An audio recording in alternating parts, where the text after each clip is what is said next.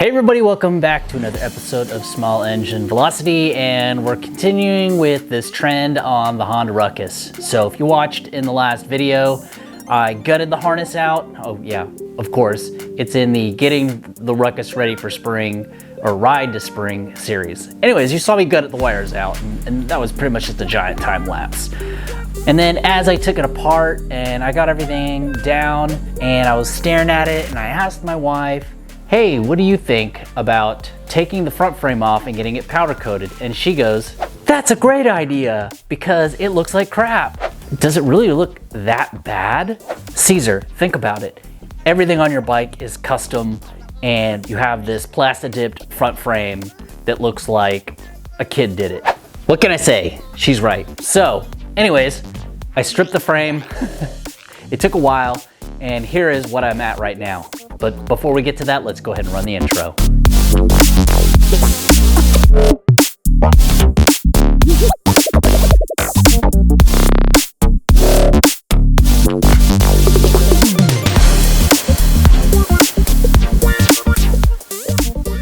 All right, let's take a look. So here is the front frame in its glory. You can see where I spray painted and it looked bad. So I did plastidip, and by the way, it peeled all off, all very evenly across. And then here's this part, which I'm gonna have to strip all this out. I'm gonna use a power washer and a stripper. This bolt right here across the top on the stem up here took forever to come out because this is 32 millimeter and I didn't have anything. So I had to improvise and I used the vise, picked up the whole frame, put it on the vise. My races look pretty good. I'm just gonna clean them out and re-grease them.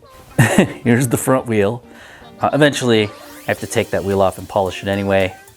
And then here is my bars in the front, which of course are connected to the front caliper because I really don't feel like disassembling all of this at the moment. Here is the front cover, the battery assembly, the thing for the ECU, the cylinder for the ignition cylinder, and then my front mirror, my front windshield. And of course the front plastics is taken off after I just finished putting the motor back on here. So this whole back half is gonna just go untouched for a while.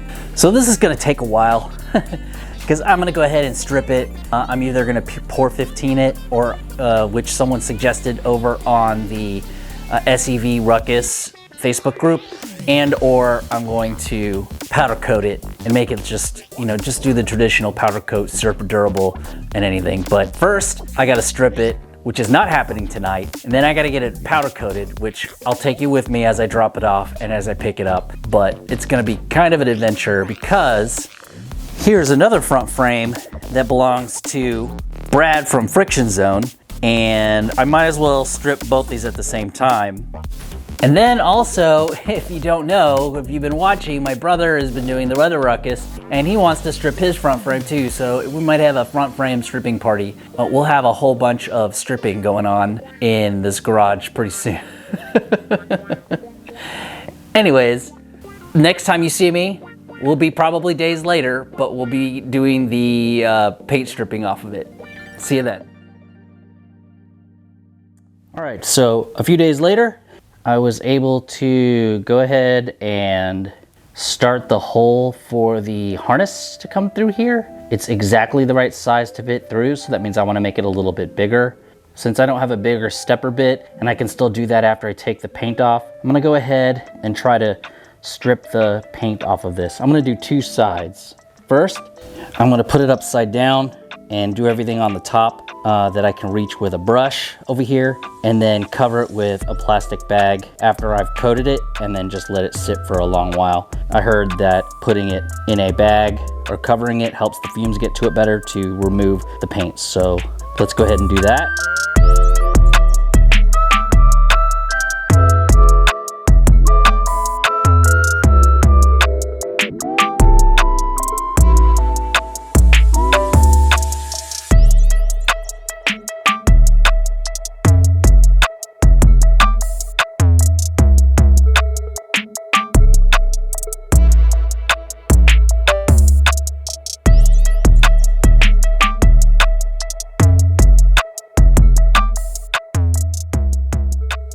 All right, it's been about an hour later. Probably a little longer than I needed to wait. Ooh. So I'm taking a steel brush. Look at that. Probably gonna need to do it again, but for sure it's coming off. Look at that. Now I'm gonna have a super messy garage. So it's coming off pretty good. Yeah, so I guess I'll have to do this a few times, but I won't show you that. I'll show you how to make this look clean instantly. 1, 2, 3. Ta-da! There we go. It's not perfect right now. There's still some little bits and stuff on here, but for the most part, it's been cleaned out. Now, let's go over a couple of things really quick. Number 1, do not spray paint your frame and then put plastidip over it, because when you try to use the aircraft paint stripper, it doesn't work as well because it has a layer of plastidip to go through. So you got to peel all that off first. So what does that mean? Avoid using plastidip. I mean, yeah, it lasted and it was durable, but after 3 years and a bunch of hitting and poking on it, it started to flake off and it just started to look bad. So I've learned in the end that plastidip is not a good idea. Now there's still some spots on here that need to be brushed, but it's super easy now. What was most difficult is when I sprayed in here. And yeah, I probably didn't have to strip it in here, but I want to powder coat the entire frame. So yeah, I still need to clean up on this end, but now all I really need to do is take it to the powder coater, which I'm trying to find out who's gonna do that now. In addition to it, I sandblasted my control arm. Is that what it's called? Control arm? Oh, triple tree. It's my triple tree. Sorry. I will redo my front pegs, which by the way, I just realized now that if you look at them, I never powder coated them. I just put them on raw.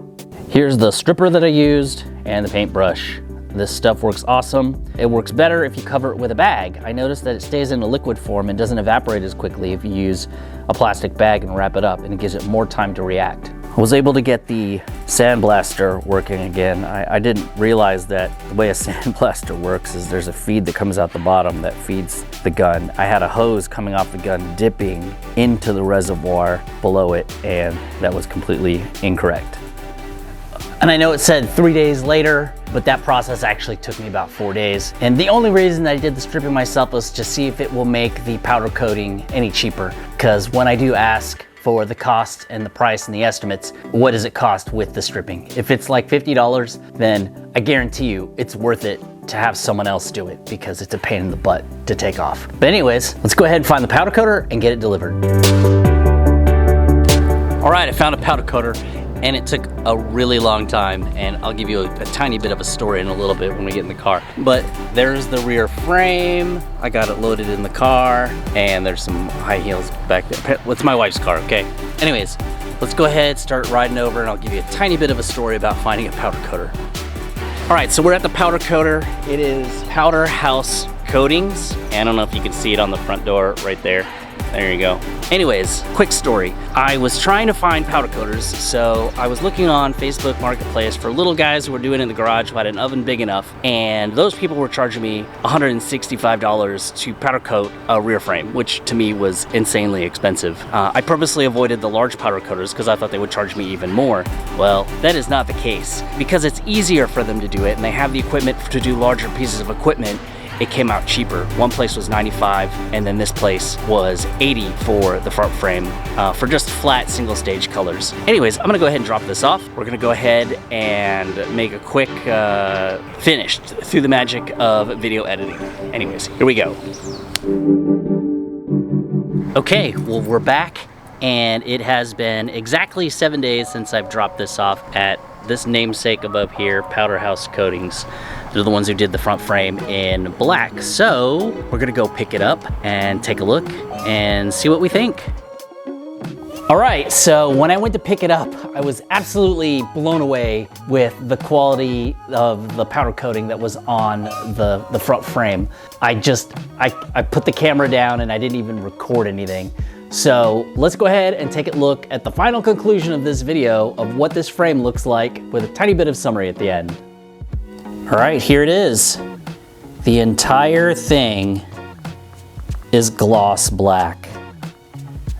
even in the lowest of pockets in there, through this channel and up here on the inside, on the bottom.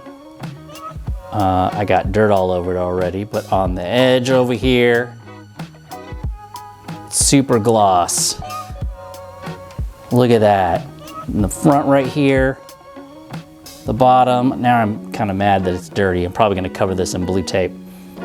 Even my hole for the front frame for the harness, hopefully that's big enough. If not, I can always make it bigger.